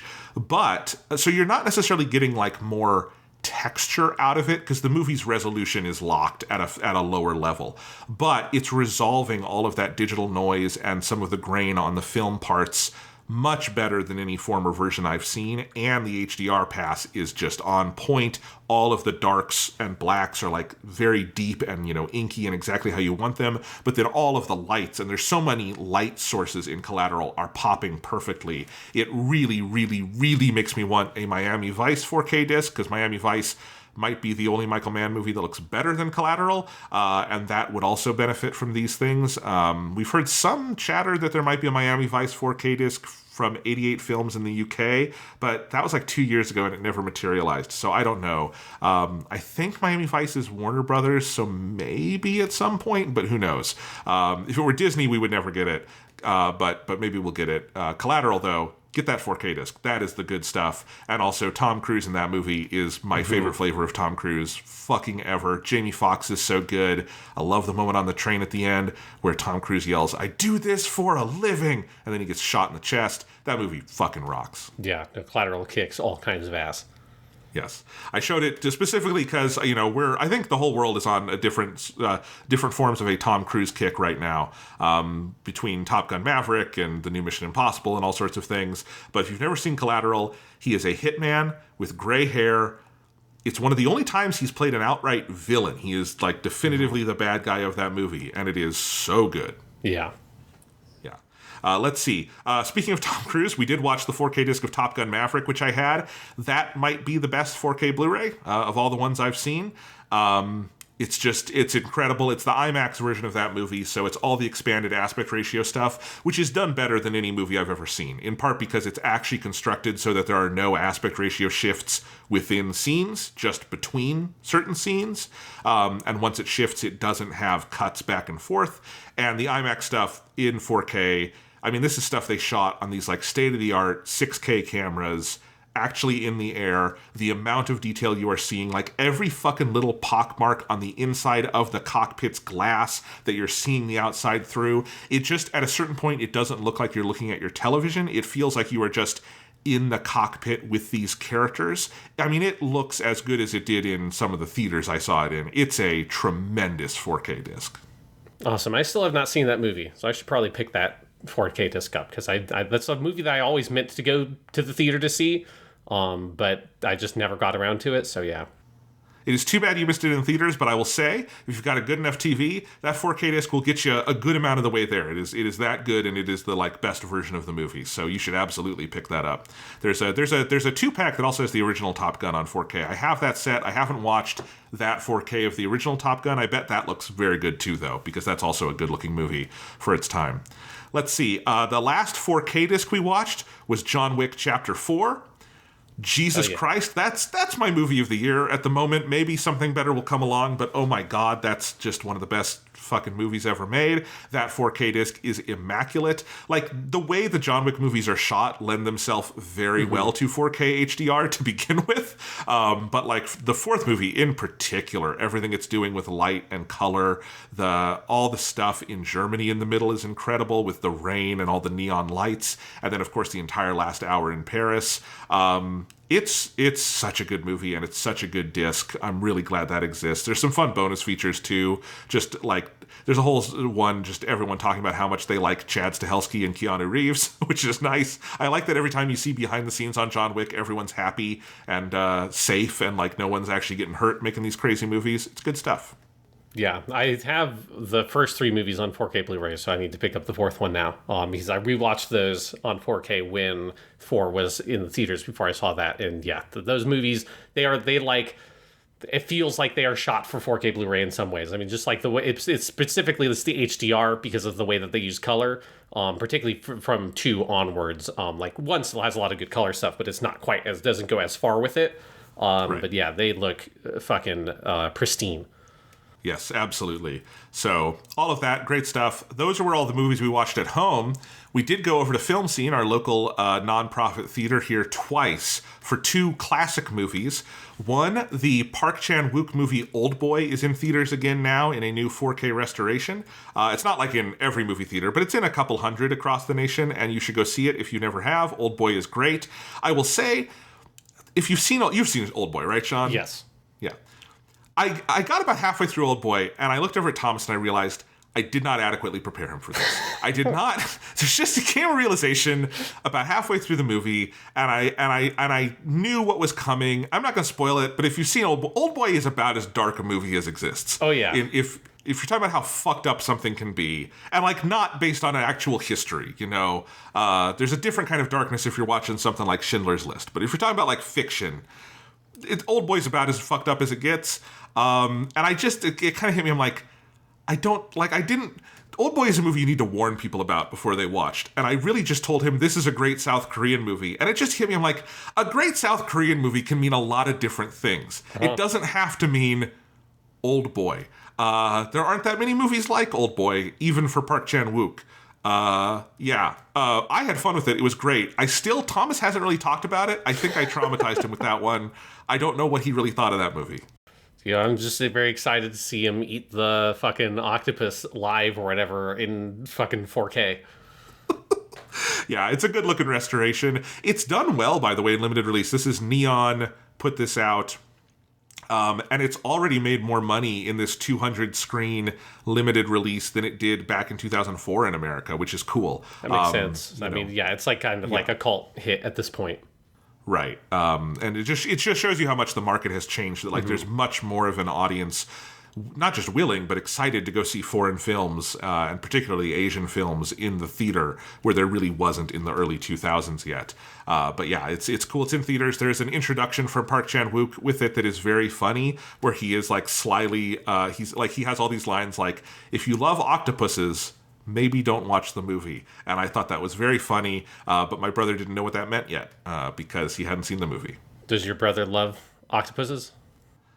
I don't think, like, he has any particular affection, but if you're not at least a little disturbed by the scene where he eats a live octopus, you're probably messed up in the head. So, yeah. Do you think that there's any theater that's doing a double screening for Oldboy and Oldboy? The Spike Lee Oldboy with Josh Brolin? Do you think there's anyone that's doing a double feature of those two? Have you actually seen that version, Sean? No. I watched it because I wrote about both of these as part of my comprehensive examinations for my PhD, because they're an interesting sort of transnational remake, and that it's transnational both because the original movie became big as a cult hit in the States, and then it got this Hollywood remake. The thing about the Spike Lee version is that it is both very faithful and completely misses the point. Almost like in the way like Zack Snyder's Watchmen is very faithful and completely misses the point of the book. It's fucked up. The other thing that's interesting about the Spike Lee Oldboy with Josh Brolin is that it is way more graphically violent. The Korean film, most of the like graphic things happen off screen. Like when he, spoiler, cuts his tongue off at the end, you don't actually see the like scissors going through the flesh. It happens, you like see his eye bulge, and it's that kind of stuff. And it feels very visceral, but you're often not looking at graphic violence. The Spike Lee one is just all you see. You see those teeth come out of the dude's mouth. You see the tongue, all of that stuff. I don't think he actually cuts his tongue off in that movie, but all the graphic stuff happens. But the movie is all sort of like shot and edited much more conventionally. And so it feels way more normal and less dangerous, even though it is like visually more violent. Because what makes the Korean film feel so fucked up is the way it is shot and edited in this very subjective, kind of like anti-realist way, where it feels like kind of a nightmare. And the ending, it's not even clear if we're actually seeing real events at that point. And I mean the ending where he's like talking to the hypnotist again and all of that stuff. Because the American remake also drops all the hypnosis stuff, which I think is a weird choice to make with Oldboy. And it tries to make it all more quote unquote realistic, which is not the point of fucking Oldboy, not a realistic story. Anyway, I don't think any theaters are doing double features, and they shouldn't. The Spike Lee Oldboy, to be fair to Spike Lee, that movie got 40 minutes cut by the studio, and he did his equivalent of taking his name off it. It's the only Spike Lee movie that is not called a Spike Lee joint at the beginning. He took that out because he was mad at them. So who knows if we had the full cut of that movie, if it would be any more interesting. As it stands, it's very bad. Yes, but I also feel like the era of we make the remake of the Korean movie is kind of gone. Like, as you're saying, like, you can just put that movie out over here and it will make money. Enough of an audience. Parasite was huge. No one's doing a Parasite remake, thank God. Yet. Maybe the clock will come around again, and the time will come where, like, you know what if we just made a worse version of this movie, but we put Americans in it? What if we did that? Surely that too will be a cinematic masterpiece. Yeah. Speaking of cinematic masterpieces, the last thing we watched was Film Scene had My Neighbor Totoro on 35 millimeter. I have not seen a good proper print of Totoro since 2012, and it was so nice seeing my boy on 35 again. Such a gorgeous print that they had. It might have even been the same one I saw 10 years ago. I think it's G-Kids had new prints made back then from Ghibli in Japan and had these, and I think they've been keeping them in distribution ever since to theaters that are able to show them. This was specifically an event that was also like aimed at kids, so they were showing the dub of the movie, the Disney dub, which I had never watched before. It's actually a really good English dub. I'm very glad that that movie of all anime should have a good dub, because it is a kids movie. Tim Daly is the dad in that one, and he's the voice of Superman. Yeah. And he's really good. He like really gets the humor that dad is very kind of slyly funny with his daughters because he knows they're giant goofballs, and Tim Daly does that well. Pat Carroll, the recently deceased voice of Ursula from The Little Mermaid, plays like the old woman in the village who takes care of the girls. She's fucking great. It's one of those Disney dubs that made use of like the genuine voice talent Disney had access to, not like just a bunch of stars, but because also the two girls are Dakota and Elle Fanning, who were big child stars in that era, and are very good at what they did, and so that was like a very naturalistic choice for them. So that was fun to see. I would not normally watch a Ghibli dub because I don't need to as an adult. I can read the subtitles, and I like it more that way. But when I do run into them, they've generally been pretty good, and that one is one of the better ones, definitely. So that was cool to see. Yeah, and apparently Frank Welker he's played every character ever. Whenever I see his name, I always think of Megatron, which is appropriate for Totoro. And he's also the most disgusting character ever put to film, the cat bus. The thing, I really do like Frank Welker as Totoro. The way he does it, though, is he's much more animalistic than the Japanese Totoro. Like, he really does, like, the big animal growls, and it's fun. It's a different take on... Obviously, Totoro doesn't have words, but he still has a lot of, like, sounds he makes. And, of course, if you're doing a dub, Frank Welker's the guy you get. There's the obvious question, do you need to dub Totoro? I think the age of that movie means they probably had to replace the whole voice track, and that's why they didn't just keep Totoro's voice. Because there are other Ghibli movies where you have non-vocal characters that they didn't replace, like Spirited Away. No Face is the same voice in Japanese and English, but I assume they had access to like the actual stems to do that with the dub of that. But anyway, Frank Welker as Totoro, totally good. How is he as Cat Bus? Totally fine. Cat Bus has less to say, but they did keep the sound effect when Cat Bus's skin opens up for them to walk in. At some point we need to do the actual Totoro episode so Sean can do his rant on how viscerally disgusting he finds Cat Bus. I've never heard this from anyone else, but Sean is adamant about this. I find the notion that other people aren't grossed out about the idea of walking inside of a cat and the cat's inside being like the cat's outside, and you're like sitting in it and you put your hand on this little like sort of like little fleshy appendage that's the fucking like window well. It's like, what the it's just fucked up. Nice. Imagine what it would feel like. Just imagine it. Imagine putting your hand on the inside and then reaching out through the window and putting your other hand on the outside and just like pushing. Just imagine that. It's disgusting. It would be warm and fluffy and beautiful. How would the cat feel about it? What's even in there? Where's its organs? How does it live? Cat Bus smiles very broadly when he opens up his skin and the kids get in. I think Cat Bus likes it. Yeah, listen to that sentence. The cat bus smiles broadly when it opens up its skin and the kids crawl inside. Fucking pervert. All right, Sean, not my kids. You don't have kids, neither do I. I've got like 114-year-olds, okay? I'm not letting them get on that fucking cat bus. I am imagining you now, like as in front of your classroom at high school, just ranting about Cat Bus to your students, and them all just looking very worried. No, they're all just nodding along, and some of them are taking notes. It's like collect the handout, kids. It's like so in the lecture I've cut out some of the major words, so you need to make sure that you're spotting those and you're filling in the blanks on your sheet as we talk about the heinous cat bus. All right. I just talked about a bunch of movies. Do you have any other stuff to talk about, Sean? I have one other game. I can't talk about it a lot because it only came out a couple days ago, and I've only played maybe about 2 hours. I haven't had a lot of time to play it. But Armored Core 6, The Fires of Rubicon, has released. This is the new From Software game. That is the new Armored Core game. The first Armored Core game in, I think, like 10 years or something. It's been a long time. I've never played any of the other Armored Cores, but I have, ever since I got into...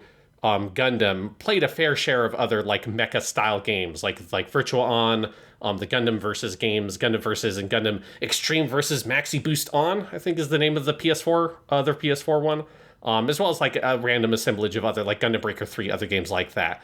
So I've got some experience of mecha games, but I'm not like a super mecha game guy. This game so far fucking kicks ass. Again, I'm very, very early. I'm still in chapter 1. And I feel like I've only sort of like barely scratched the surface of what the game is doing. I think it is worth like pointing out, if you're someone who's into Dark Souls, don't just necessarily get this because you're into Dark Souls, right? It is not a Dark Souls style game just because it's made by From Software. You can see that there's like a similar core philosophy of like, it's a very kind of hardcore game in its fundamental design. And there's some like bits and pieces like the UI is Dark Souls-esque in the sense of you go in and you can press a like button and you can make an UI that looks like reasonable on the stat screen, and then it's like, oh, there's like 10 times as many stats on this as I realized. So you go to the detailed view, and then you can press a button that then gives you a little cursor that you can go through each individual stat and get a paragraph of description of what it does. So it's got some DNA in common, but it is very much a mech game through and through. But it is incredibly fun. It is... I'm trying to think of how to describe it. So it feels old school in its design philosophy, in the sense of, I have not seen a human being in this game yet. All the story is delivered entirely through voiceover. You have a guy, your handler, Walter, who I have the voices are in Japanese, and his voice is fucking really good. It's not a voice actor I'm familiar with, but he sounds fucking great. There are some other voice actors that I know, like Megami Han is in it, also from Final Fantasy 16, but she plays the like AI in your mech, which is cool. But you're just getting like radio transmissions from these people who just do voiceover for you, which makes it sound like a PS2 game in a great way, where you're not seeing human faces. I've not seen a single human being in the game so far. The story setup of the game is very broad. I don't know anything about the Armored Core lore. I assume it is connecting to things from the other games in terms of the world building. But basically, you are some sort of mercenary type figure who you are going to this planet called Rubicon. Rubicon is a planet, and there's a resource on there. I think it's called coral, which I think is like really it's very rare at this point, and you need it for a lot of the advanced technology in this world. And like Rubicon is like one of the only places in the world, in the galaxy or whatever, where you can still get this resource.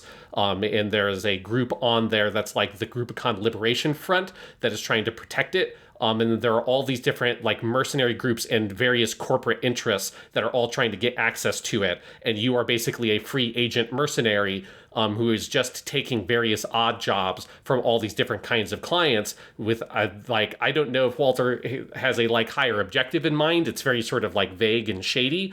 But so far it feels like your character is just, hey, I'm here for some fucking money, man. Like, I'm a good pilot. I've got a mech. I've got an armored core. I'm going to go down here and I will do jobs for whoever is the highest bidder. And it is a very like grimy, just dark kind of fucked up setting in a way that's really great. And if you like some of that kind of, it's very corporate. Like, it feels like, it kind of reminds me a little bit of a darker version of A Witch from Mercury, in the sense of you're getting all these different like corporations with these names that all represent these different sides that are trying to sort of one up one another, and they're all trying to use you for their own aims. Like at the end of one mission, a guy comes on the radio who was part of the group that hired you, and he said basically like, yeah, man, we were using you to like, we thought you would die on this mission. Like, we thought you were going to get a certain part here, you'd get killed, and then we come up and mop the rest, but you fucking you beat the boss, and you won the thing, and you'll be hearing from us again. We're very impressed,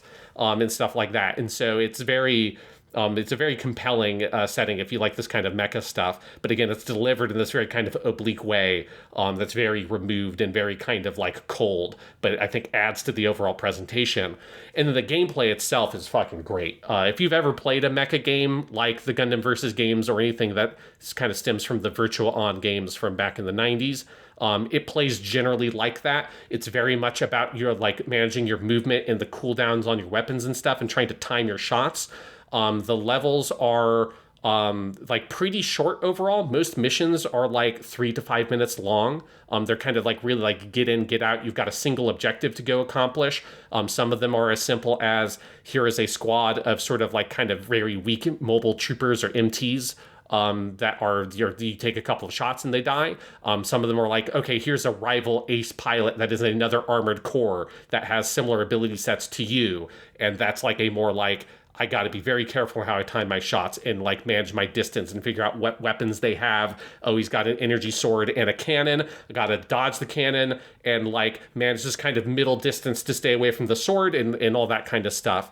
And then some of them, there have been a couple like very big scale missions, like one where there is a giant walker that was like this giant walking oil platform thing that is fucking gigantic, like it's huge, and you have to blow up one of its legs to get it to collapse. You jump and like fly up onto it. You have to destroy a bunch of batteries that will destroy a shield around this giant laser cannon. It's called the Eye, and you have to blow up its laser cannon. The whole thing explodes, and it's fucking great because the scale of it is ridiculous.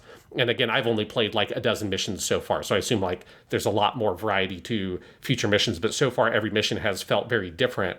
And then you do your mission, you come back, you get your money from that mission, you unlock some new parts in the store, and then it is the kind of game where you are spending as much, if not more time in the menus managing your like mech and customizing it and coming up with how like you want to put your stuff together as you are actually doing the missions. Like that customization part is as big of a part of the game in a way that reminds me for me of Gundam Breaker 3, which is the only other game I've played quite like this. And this has even more customization than that. I have only barely scratched the surface of the customization, but they've just like introduced some stuff in the last mission I played where you can have, your default armored core is bipedal. You can have a quadrupedal one, which has like a whole hover mode, and its entire movement set is totally different. And if you want to make the fucking like gun tank from Gundam, you can get fucking tank treads, and you can just drift around on tank treads and have giant cannons and shit. And like the way the weapons interact with the different mobility options are all different. So it's like the more legs you have or tank treads, the more heavy weapons you can have and fire them while you move. Whereas if you have a giant cannon, but you're walking around on stimpy little two legs, well, then you have to like stop in place and stand there to use those big heavy weapons.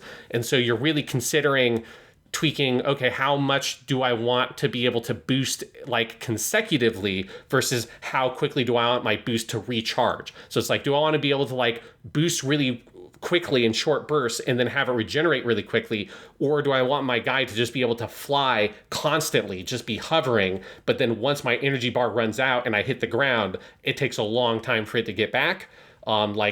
You have to manage your ammunition. One thing I love is you get deducted from your pay at the end of each mission for how much damage you took and how much ammunition you have used. So if you want to maximize your profit, you don't want to be wasting shots, right? And it's not super severe in that way. It's like I've never done a mission and I like lost money because I used too much ammo or something, but it's something in the back of your head. And you can replay missions as much as you want and keep getting money from them, and you can and they score you on how well you did. And so if you want to get like an S rank score, you got to make sure you're not getting hit, and you have to be like conservative and efficient with how you use your ammunition. And there's just so much shit. Like you can put you have one weapon on R2, another weapon on L2, and then you have two shoulder weapons on R1, L1. And you can swap those in and out. So you can have like, I want to have two swords on both my arms. I want to have a rifle on one hand. I want to have a sword on the other. I want to have two just machine guns and just blast at the enemy and just fire machine guns wildly. I want to have two rail guns. I want to have two shotguns. I want to have a rail gun and a shotgun. And then all kinds of, I want a shield on one shoulder and a missile pod on the other. I want one missile pod to be just like a huge number of cluster missiles and another to be a giant guided missile. I want to have plasma weapons because they're energy weapons versus kinetic, and they have different attack properties. So again, and I have barely, in terms of gameplay, engaged with those systems. I've only sort of seen that they exist and flirted with them briefly. So I haven't like sort of gotten into the depths of it yet. But it's clear that there is a lot of depth here and a huge amount of variety. So much so that it is almost a bit overwhelming. Like I think I've hit a point in the game where I want to like stop, replay some old missions, try out different mecha builds before I move forward, just like to sort of like get the lay of the land, because it has a lot of sort of technical gameplay stuff, especially if, like me, you've never played an Armored Core game before. I assume if you played the earlier games, like you're like, oh yeah, of course you have the quadrupedal one that can hover. When they unlock that, I'm like, what? Oh, okay. I didn't realize that you could have more than two legs. Okay, holy shit. That's a step beyond what like the Gundam Breaker games did. And it's very cool. And then just so that's all the technical stuff, but the feel of the game is immaculate. It feels so good to play. The way that they use like graphical and sound effects and dial in the controls to make your mech just feel like so heavy and mobile at the same time. It's that thing of this kind of mech game. Again, it goes back to the Virtual Ange series, where it's so much about you're managing your kind of thrust in these different versions of like boosts at different speeds and stuff. where you have your walking speed, you have your hover, like boost mode speed, you have a dash, and then you have a like full, I'm turning on all my engines and just gunning it. And so you're kind of managing all those different movement options, and you feel very agile, but also like, when your boost runs out and you hit the ground hard, right? When you're paralleling at an enemy, you feel the mass behind this mech, and it's so good at executing on the fundamental fantasy of this kind of mecha action in gameplay form, and all the little bits and pieces are dialed in so well. Like the weapons feel huge and impactful. Like the sound effects are just super fucking heavy, whether you're using the Vulcan machine gun style things, or I have a big fucking rail gun and I'm charging up a shot and just blowing up like 3 things in a row with one giant shot. Every little piece of sound effect is so well designed for that. And, having 1,000 missiles shooting through the sky because I've launched all my missile pods at once. And that feeling when you're destroying a bunch of no-name fucking scrubs, and then another enemy in an armored core that is like as strong as you are and has the same kinds of moves that you do, obviously customized differently, shows up, and then it's kind of like when you're playing a Dark Souls game and there's an invader, but it's that to like 11 because of the amount of customization, how different the armored cores can play. So the first time you play a mission and one of them show up, you're just like, okay, what the fuck did this guy do? Like, especially for me, since I haven't seen most of these parts yet, it's like, okay, I didn't know that was even a weapon that existed, or that was a thing that these things could do yet. And you're kind of learning from all the different enemies you're fighting. And then when you blow them up and you get a little voice thing come on the comms, it's like, no, how is this possible? And then they blow up, and then your handler, Walter dude, comes on the radio, and he just very grimly is like, good job, 621. And you just go through, and it's like, return to base, and you just boost up, and it fades out, and mission completed, and I got 60,000 credits because I fucking murdered these dudes. It's great. I'm having a great time with this game. It looks awesome. I have to admit, I thought this game was like coming out way later. So the other day I saw like the ad for it. I'm like, oh, that's out. That's like out today. I really wanted to play this. I do not have the time for it at this exact moment, and I need to make myself finish Final Fantasy XVI before anything else.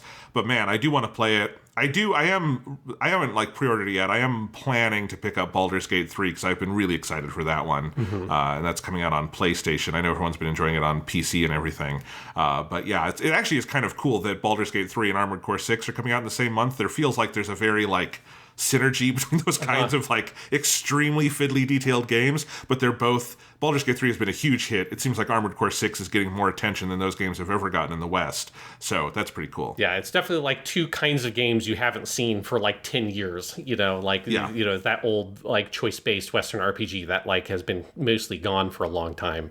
Yeah, but yeah, Armored Core 6, it's really good. You can also, I just talked about all of like the gameplay stuff you can do with the customization. It's worth also saying like every armor piece has like 5 or 6 different sections of it that you can make different colors, and you can change the texture and make it metallic and reflective, or like super matte or rubbery.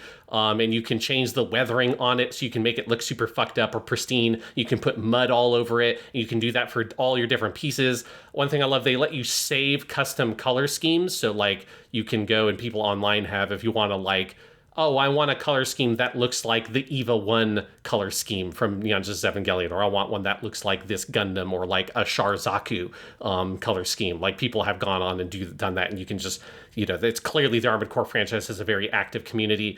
And then if you want to go crazy, there's a whole decal system with stickers that you can put on, that you can make your own custom stickers. And I've already seen some wacky shit online of people like making a Gundam face with sticker decals and putting it on, and like coloring their Armored Core like a Gundam, and putting a Gundam face on the head to make it look like a Gundam, or like picking a random anime character and stick it and making a face that looks like it out of decals. I believe you can upload those and download them from other users online. I haven't done that yet.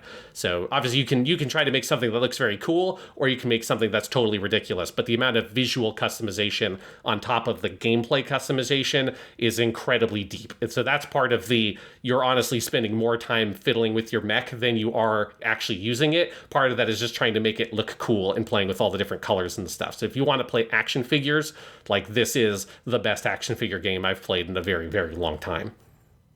That's awesome. Yeah, and it sounds like that's what was promised. So I am glad that it delivered. Yeah, the Armored Core people seem very happy. Like, I'm having a great time with this game, but all like the Armored Core people online who have been like, chomping at the bit for another game, either like another Armored Core game or just another game like this that isn't Gundam Extreme versus Maxi Boost Online Plus or whatever, that's just like, whether it's Armored Core or another franchise, this kind of mecha genre has been very barren for a long time.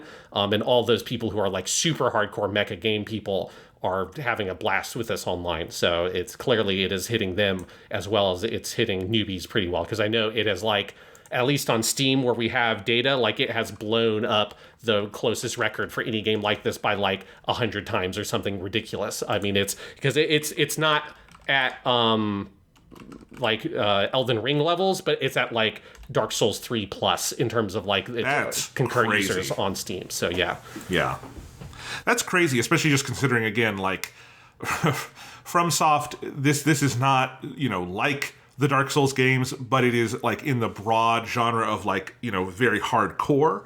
And it's cool how that, sort of translates across genre. It's interesting.